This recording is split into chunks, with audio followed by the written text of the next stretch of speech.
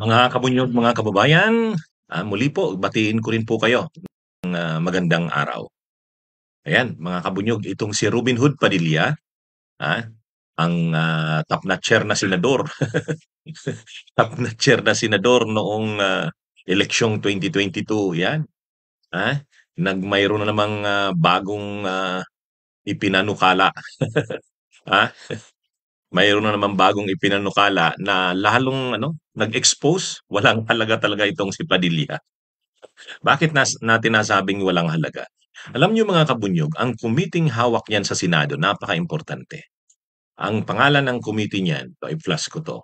Pag tiningnan niyo sa, ah, 'yan, 'pag ginugol search niyo, 'yan Philippine Senate Committee on Constitutional Amendments and Revision of Codes. Ayan, Chair, Robin Hood Padilla, since 2022. So ibig sabihin nung ma-elect siya bilang senador ng Pilipinas at top-notcher na senador, pinapili siya ng kanyang kumiting hahawakan. Pinili niya yung Senate Committee on Constitutional Amendments and Revision of Code. Alam niyo kung bakit pinili niya yan mga kabunyog, mga kababayan? Akala niya kasi madali lang yung committee na yan. Akala niya kasi madali lang yung committee na yan. Eh di ba kasi ang plataforma niya nung tumakbo siyang senador, federalism. Federalism. Oh, di siyempre, kung itutulak niya ang federalism, kailangang amindahan ng konstitusyon. Oh, ang problema, ang pag-amenda ng konstitusyon, hindi madali yan. Ilang presidente na, ilang presidente na ang nagbalak, maniobra para maamindahan ang konstitusyon ng Pilipinas. Nagawa ba nila? Wala. Panahon pa ni dalawang presidente lang ang alam nating hindi nagplanong amendahan ang konstitusyon ng Pilipinas. Si Cory Aquino at saka si Pinoy. Kasi yung 1987 Constitution, panahon niya ni Cory Aquino. Oh, may mga nagsasabi noon kay Cory, amendahan mo na ang amindahan mo ang 1987 Constitution para makareelect ka. Kasi 1986 si Cory na upo, ang unang eleksyon sa after sa kanya 1992. Mayroong mga nagsusulsul kay Cory na mali yung nakalagay sa Constitution mo, yung 1987 Constitution, walang re-election ng presidente. Amendahan mo na yan. Amendahan mo na, hawak mo naman ang Senado at saka ang Kamara, ang Kongreso. Pero hindi ginawa ni Cory yan. Ang gumawa naman yan si Ramos. Nung patapos na si Ramos, kasi si Ramos na upo 1992 hanggang 98. Ay nung patapos na yung 98, sila Joe De Venecia naman, yung speaker nung panahon ni Ramos, sinasabihan si Ramos, amindahan mo na ang konstitusyon. Ginawa nila De Venecia yan. Yung unang pirma yan yung pirma noon. Wala, hindi umobra. Panahon na naman ni ERAP, kauupo pa lang ni ERAP, 1998 to 2001. Pag simula pa lang ni ERAP, mayroon na namang sinusulong na pag-amenda ng konstitusyon, hindi na naman umubra yan. Panahon ni Gloria, nagkaroon na naman ng pangalawang terma, hindi na naman umubra yan. Panahon ni Pinoy, wala.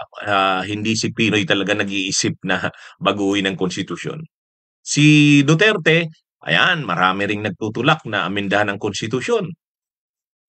Pero wala ring nangyari. Ngayon, kay PBBM, mayroon na naman. Kay Marcos Jr., tinutulak na naman ang tsa-tsa. Kahit lang daw economic tsa-tsa. Pero hindi umubra. So akala ni Robin Hood Padilla, ang dali lang yan. Presidente nga, hindi nagagawa yung pagbabago ng konstitusyon. Siya pa. Akala niya, yung kanyang panukalang federalism, tapos ano pa mga pinapaliwanag ni Padilla, kailangan na daw, yung provisions daw sa martial law, baguhin na yan kasi walang silbi daw yan. Mahina daw ang nakalagay sa konstitusyon na provisions ng martial law. Ibalik daw dun sa dati. Ngayon, kung ano-anong mga pinagsasabi ni Padilla, wala namang nangyayari. Dahil nga walang nangyayari, ano na lang ginagawa ngayon ni Padilla?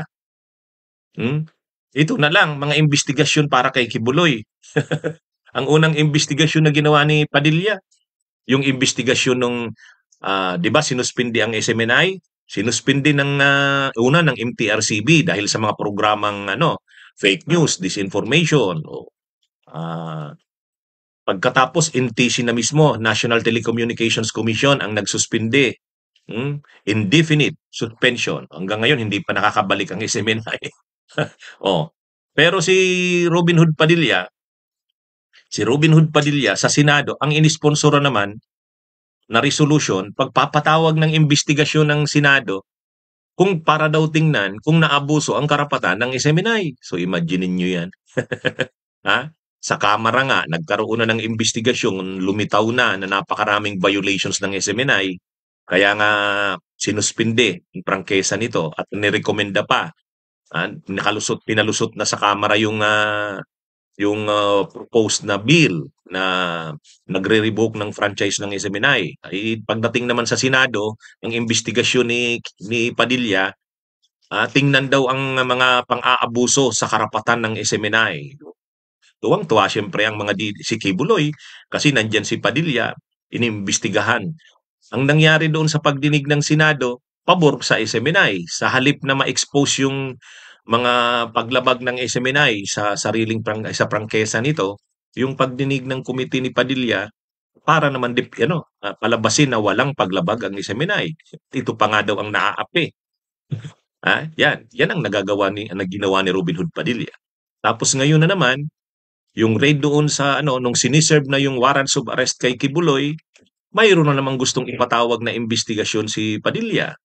Tungkol na naman daw sa pang-aabuso sa mga karapatan ni Kibuloy at dun sa nalabag daw ang karapatan ng mga miyembro ng Kingdom of Jesus Christ kasi gumamit daw ng excessive force ang mga pulis, ang CIDG, ang PNP SAP at ang CIDG.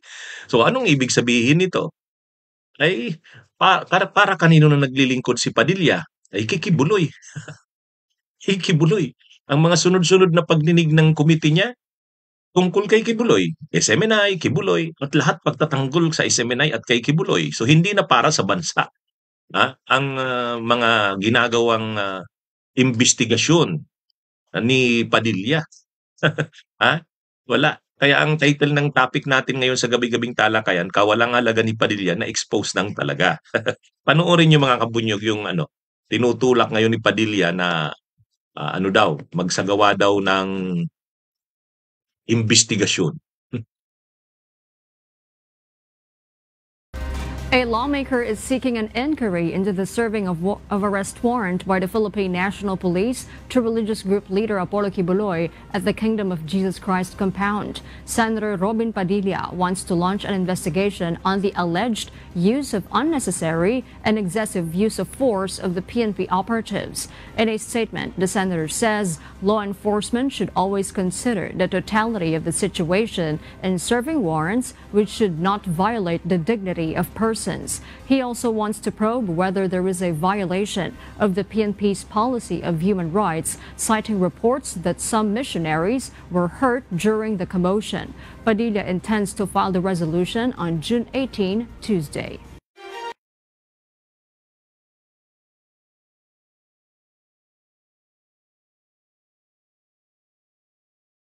Ayan, mga kabunyog, napanood nyo.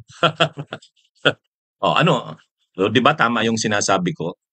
Nitong mga huli, itong mga sumunod ng mga nakaraang mga buwan hanggang ngayon, parang ang mga panukala na lang na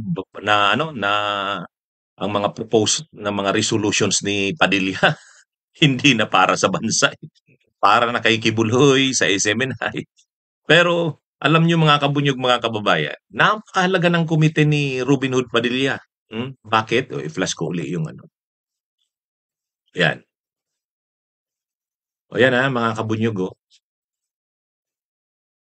Tingnan niyo yung yung pangalan ng komite niya. Philippine Senate Committee on Constitutional Amendments and Revision of Codes. Okay, kahit wag na lang doon sa constitutional amendments kasi wala na. Tayo ang stand talaga natin, wala namang dapat baguhin sa constitution eh. Except kung talagang gusto nila na alisin ang term limits ng mga nakaupo sa gobyerno. Yan o kaya alisin yung mga restrictions sa term limits. So, yan yung Yan yun. Pero wala eh. Wala yang constitutional amendments na yan. Kaya lang, ang trabaho ng committee ni Padilla, Philippine Senate Committee on Constitutional Amendments and Revision of Codes and Laws. Yan yung kumpletong ano niyan eh, pangalan talaga eh. Ah, Senate Committee on Constitutional Amendments and Revision of Codes. Pag sinabi mong revision of codes, marami tayong mga batas na napakaluma na, yun ang kailangan ng i-revise. Halimbawa, alam niyo po ang ating revised penal code? Ang revised penal code natin, yung kodigo penal ng ating yung mga criminal na cases sa Pilipinas, napakaluma na yan. 1930s pa yung revised penal code natin. 1930s. Ha? Kaya nga ang mga ano diyan eh, ang mga kasong nandiyan, mga luma eh. At hindi yan nare-revise. Kung may nare-revise man, pa isa-isa. Ang dami nang dapat i-revise sa revised penal code. Yung definition lang ng treason diyan ay 'di ba yung definition ng treason diyan sa revised penal code, yung sa revised penal code ang treason ay wartime crime. Ibig sabihin nakukumit kapag may giyera na involve ang Pilipinas. Kung wala namang giyera, wala bang pagtatraidor?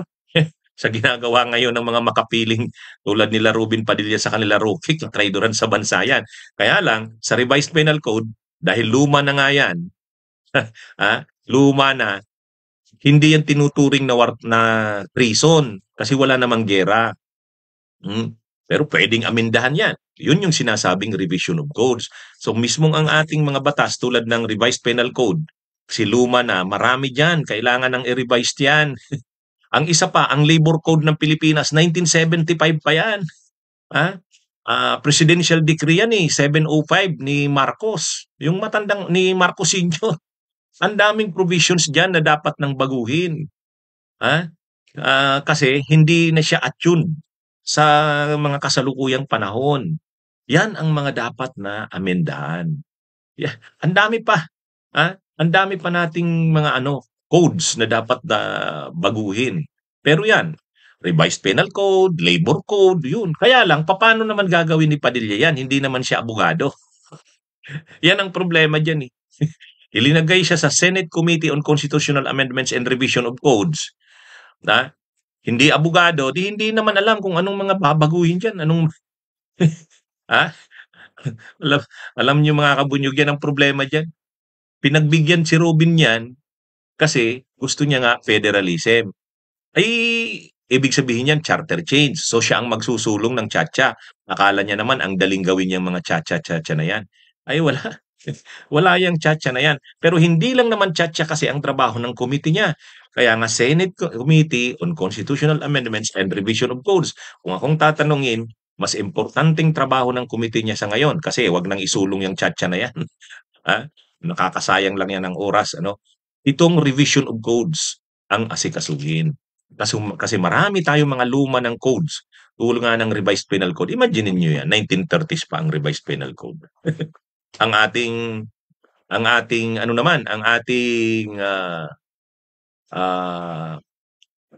ating labor code no 1975 kasi 1975 ang natin ang labor code natin, pasensya na sa mga exact na figures pero sigurado ako 1970s yan, 75 nga yan. Labor code yan. Yan ni Marcos. Panahon niya yan. Presidential decree ang nag-create ng labor code natin. So, sa panahon ngayon na sa lukuyang panahon ng mga globalization, yung mga Indo-Indo, ang daming dapat nang baguhin sa labor code. Kaya dapat sana isa yan sa tatrabahuhin ng revision of codes ng komite ng Senado. Kaya lang namang alam ni Robin diyan? Anong mga pinagkakaabalahan ni Robin? Yun na nga, investigasyon ng SMNI, nalabag daw ang karapatan nito. Investigasyon na naman ngayon kay Kibuloy, na nalabag daw ang karapatan nito at ng mga miyembro ng kanyang sekta ng relihiyon. Yun ang pinagkakaabalahan ni Robin. Di ang lumalabas nito, panay tungkol na kay Kibuloy ang kanyang mga ginagawa sa Senado. Walang halaga talaga. Hindi na para sa bansa. Mga kabunyog, mga kababayan. Sang-ayon ba kayo? na sa mga nangyayaring ito, talagang na-expose na ng todo ang kawalang halaga ni Robin Hood Padilla. Ha? Okay. May kulanong salita na ang ibig sabihin dito ay ang pagkakaisa. Bunyog Party List. Halika na, Bunyog Party List ka na. Halika na, Bunyog Party List ka na. Sa susunod, ang atinang suportahan, Bunyog Party List, nagtataguyod ng katotohanan, lumalaban para sa bayan.